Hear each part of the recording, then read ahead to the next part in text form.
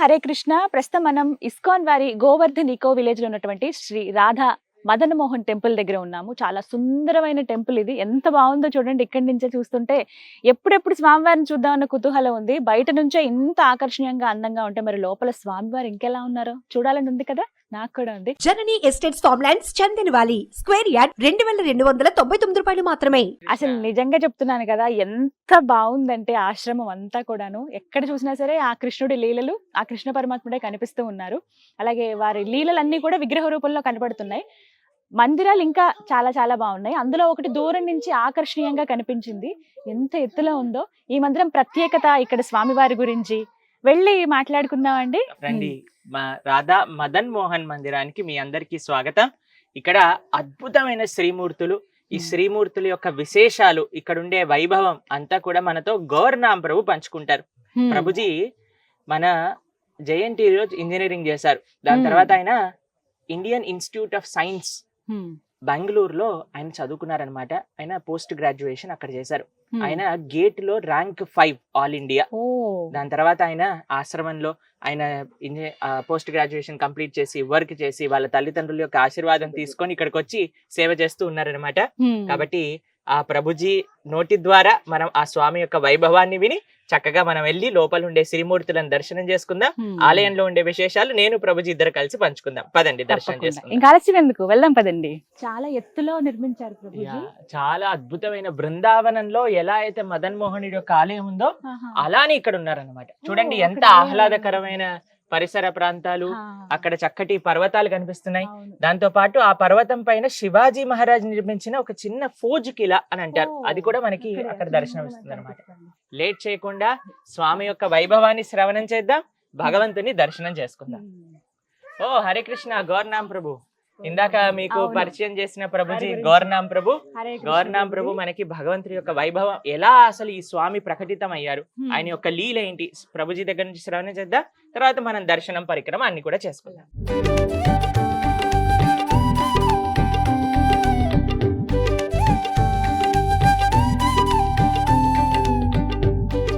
గౌర్నామ్ ప్రభుజీ, స్వామి హరే కృష్ణ అండి. స్వామివారి యొక్క విశిష్టత తెలియచేస్తారా?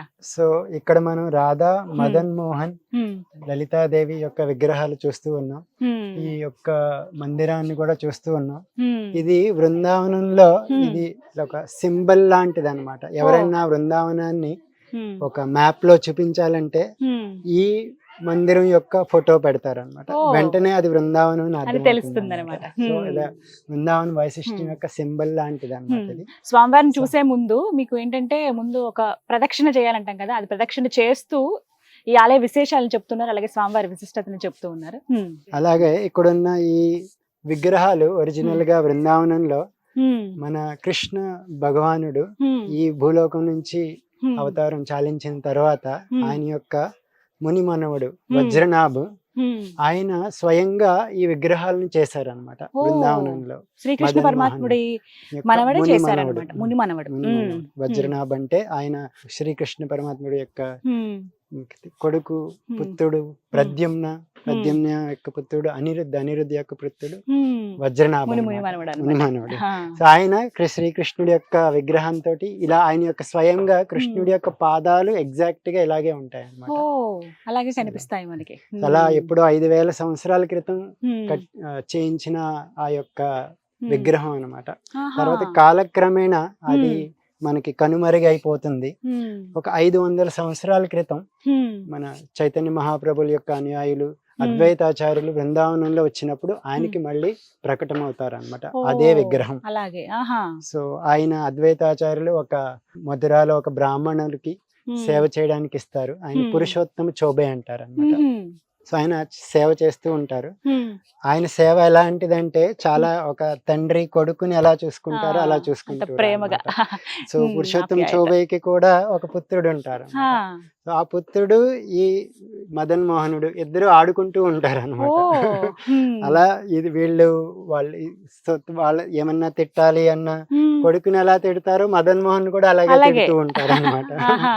సో అదే సమయంలో చైతన్య మహాప్రభులో ఇంకొకరి యొక్క అనుయాయులు సనాతన గోస్వామి అని ఆయన బృందావనంకి వస్తారు అనమాట. ఆయన కూడా చాలా భక్తితోటి ప్రేమావశ్యంతో బృందావనంలో ఉంటూ ఉంటారు అనమాట.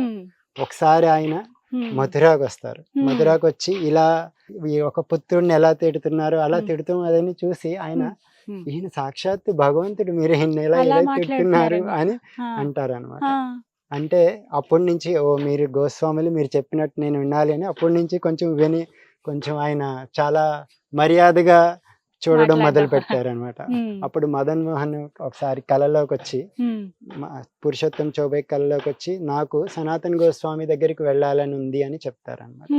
అలాగే సనాతన్ గోస్వామి కళలో కూడా వచ్చి నేను నీ దగ్గరికి రావాలని ఉంది అని చెప్తారన్నమాట.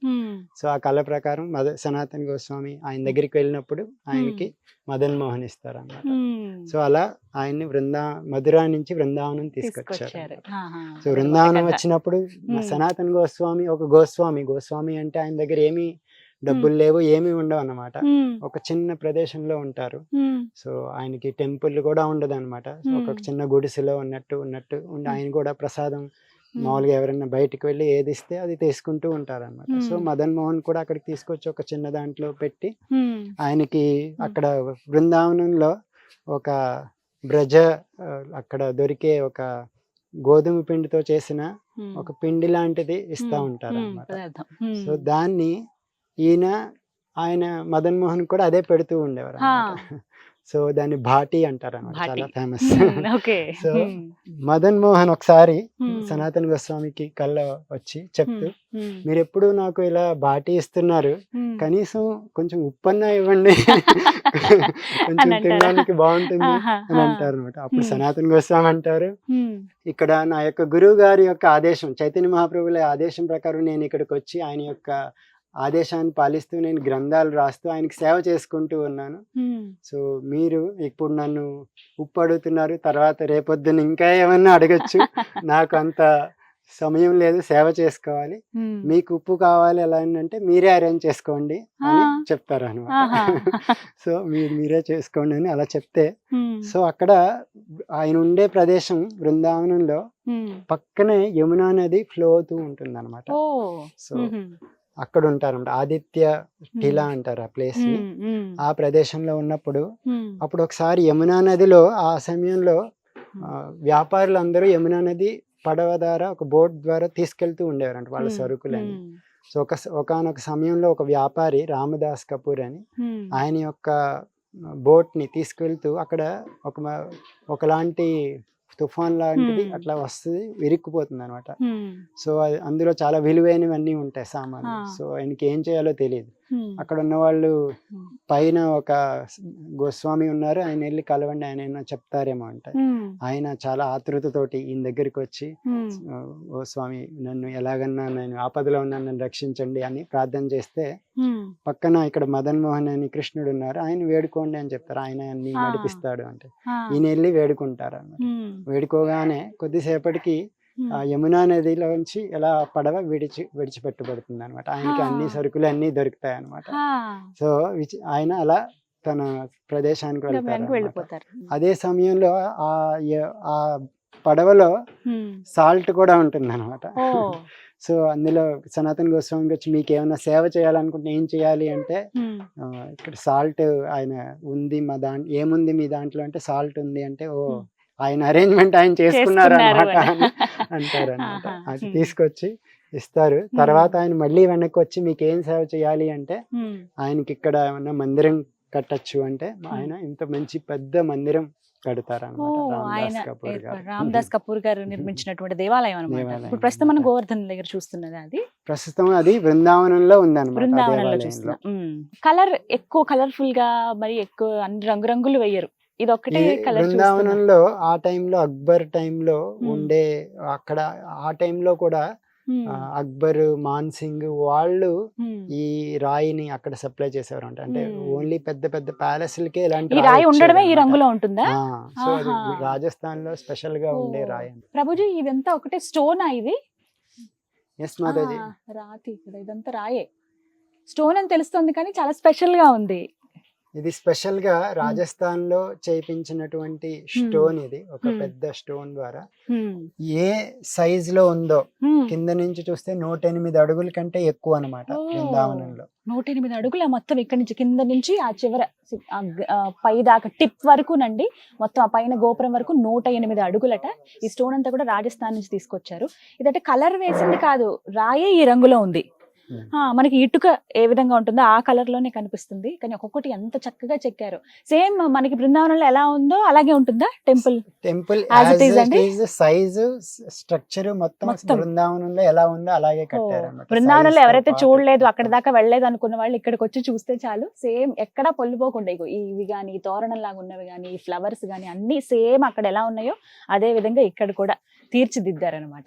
ఆ తర్వాత ఏం జరిగింది మరి? విగ్రహాలు సో ఇక్కడ విగ్రహాలు అలా అప్పటి నుంచి రాధా మదన్ మోహన్ ద్వారా ఇక్కడ బాగా విశిష్టంగా పూజలు జరుగుతూ ఉండేవి. కాలక్రమేణా ఔరంగజేబు ఒకసారి అలా అక్కడ వాళ్ళు పవర్ లోకి వచ్చిన తర్వాత బృందావనంలో కొన్ని అటాక్స్ జరిగినాయి అనమాట.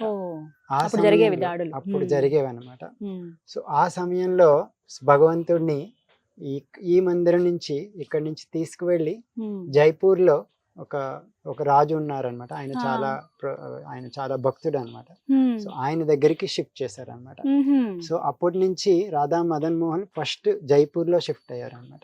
సో మనం బృందావనం వెళ్తే మనకి పెద్ద విగ్రహాలు అక్కడ డైరెక్ట్ గా కనబడవు అనమాట. చిన్న స్వయంభూ విగ్రహాలు, చిన్న విగ్రహాలు మాత్రమే కనబడతాయి అనమాట.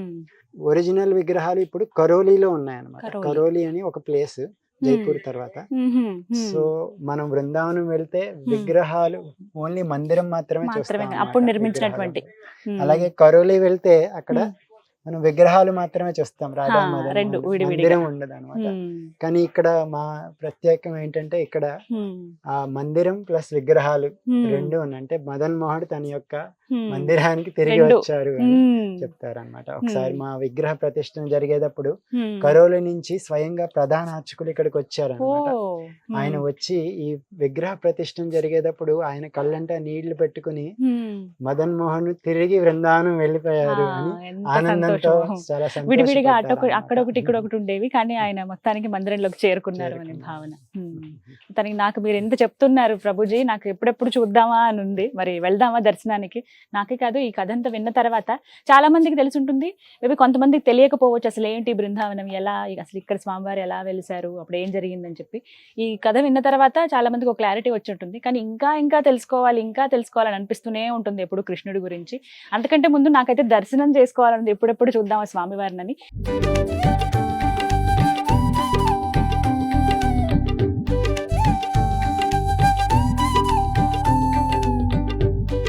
ప్రభుజీ మమ్మల్ని పిలవకుండా మీరే దర్శనం చేసేసుకుంటున్నారు. మీకు కూడా చేయిస్తాం మా మదన్ మోహన్ యొక్క దర్శనం. రండి. నాకైతే చాలా కుతూహలంగా ఉంది చూడాలని. ఓ బా, ఎంత బాగున్నారు. మధ్యలో ఉన్నది మదన్ మోహనుడు, ఇటు పక్కన రాధారాణి, ఇటు పక్కన లలిత సఖి. లలిత విశాఖ సఖులు ప్రధాన సఖులు అన్నమాట రాధాకృష్ణులకి. అందులో లలితా సఖి ఇక్కడ మనకి దర్శనమిస్తున్నారు. శ్రీమతి రాధారాణి, లలితా సఖి, మధ్యలో మదన మోహనుడు. ఇక్కడ మదన గోపాల అనే శాలిగ్రామం ఇక్కడ సేవ చేస్తారనమాట. నిజంగా చాలా సుందరంగా ఉన్న పేరుకు తగ్గట్టుగా మదన మోహనుడు ఆయన. నిజంగా అంటే చూడగానే బాబో ఎంత అందంగా ఉన్నారో అని అనిపిస్తోంది ఆ నెమలిపించవన్నీ. కానీ ప్రభుజీ ఒక్కటి గమనించాను, ఫ్లూట్ అంటే 2 ఫ్లూట్స్ అవి, లేకపోతే 2 విడివిడిగా మధ్యలోకి ఏమైనా ఇలా విరిగిందా అర్థం కాలేదు. సరే, ఈ ఫ్లూట్ స్టోరీ అసలు ఎందుకు ఆ ఫ్లూట్ అలా బెండ్ అయినట్టుగా అనిపిస్తుంది, దాని వెనకాల ఉండే కథ మనం చెప్పుకుందాం. ఇప్పుడు భగవంతుడికి నైవేద్య సమయం అయిందనమాట. స్వామికి ఆయన ప్రైవేట్ గా ఆ పూజారి భగవంతుడి యొక్క సాయంత్రం పూట నైవేద్యాన్ని సమర్పణ చేస్తారు. మనం బయట కూర్చొని చక్కగా ఈ కథ గురించి మనం తెలుసుకుందాం. తప్పకుండా. ఇప్పుడు స్వామివారికి నైవేద్య సమయం అండి, సంధ్యా సమయం అయింది కాబట్టి 6 గంటలు అవుతోంది. ఈ సమయంలో వారికి తెర అవన్నీ వేసేస్తారు. ఒక్కసారి కళ్ళారా చూసేసుకుందాం స్వామిని. మళ్ళీ చూసే అవకాశం ఉంటుంది ఒక 5-10 నిమిషాల్లో. కానీ మనం విడిచి వెళ్ళలేకపోతున్నాం కదా, ఆయన రూపం అంత సుందరంగా ఉంది. లలితా సఖి ఉన్నారు ఒకవైపు, అలాగే రాధారాణి ఉన్నారు మధ్యలో, ఆ మదన మోహనుడు.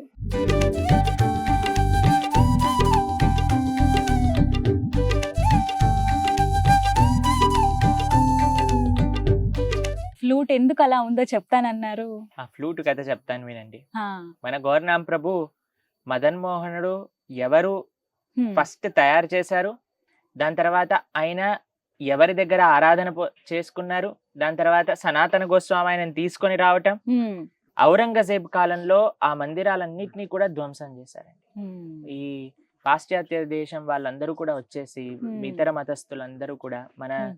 హిందూ ఆలయాల్ని మొత్తం కూడా ధ్వంసం ధ్వంసం చేశారు, చేశారు. అవును. మన అయోధ్య హ్మ్, మనకి తెలుసు, ఇప్పుడు ఇన్ని సంవత్సరాల తర్వాత Hmm. మళ్ళీ ఆ అయోధ్య యొక్క పునర్వైభవం వస్తుందన్నమాట. హ్మ్, సనాతన ధర్మానికి చెందిన వాళ్ళందరికీ ఎంతో గర్వకారణం. అవును.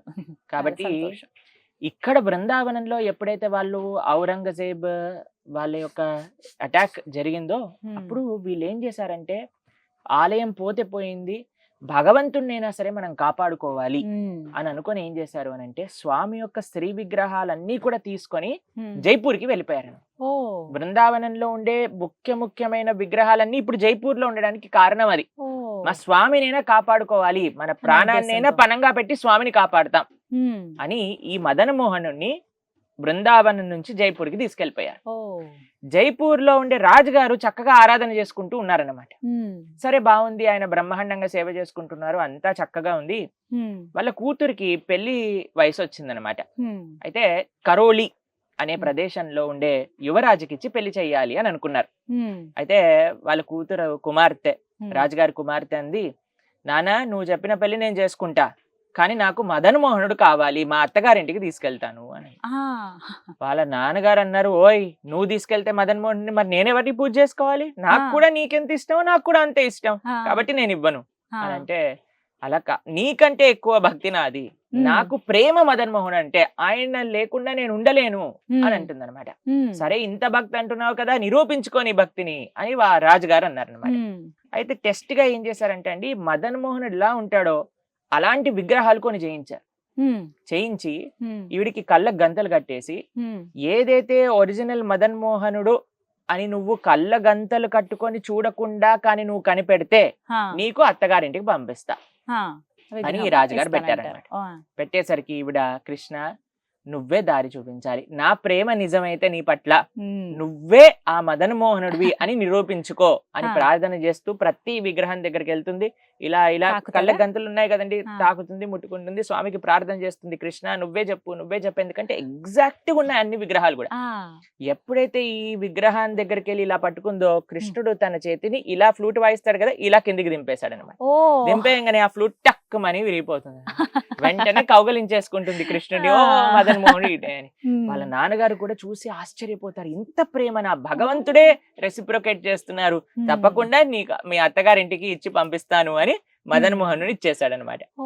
అప్పటి నుంచి ఈయనకి చెయ్యి ఇలా కింద ఉండటం వల్ల 2 ఫ్లూట్లు ఉంటాయి అనమాట. రెండు అందుకే ఉంటాయి. మనకి విచిత్రంగా కనిపించింది అదే ఎప్పుడైతే నాకు స్వామిని చూడగానే మనం అదొక్కటే దర్శనం కొంచెం చేస్తారో.